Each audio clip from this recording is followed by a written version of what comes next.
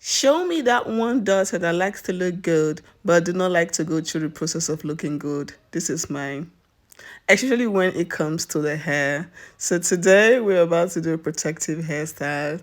I washed the hair, I blowed out the hair. I didn't use any heat on her hair. Do you guys remember the first time I called her hair? This is what her hair used to look like, and compared to now, her hair has grown out so much.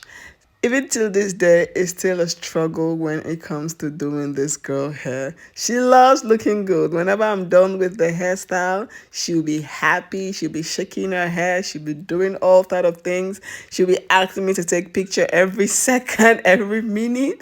But the process of doing the hair itself, it's still a struggle. Okay, so I wanted to do a crochet braid, and I decided to go like a to braid the hair all back, and so I can easily do a crochet braid because she really loves bright colors. She's that one girl in this house that love the pink, the yellow, the purple, the really bright colors. So she loved it. So I do pick up some hair from AliExpress for her, knowing that that is what she loves, and I decided to do a crochet braid. So after braiding the hair, she was like, let me just wear it like this for a couple of days. I know she was avoiding the process of doing the crochet braid, but I was like, okay, you know what? I'm going to let you be.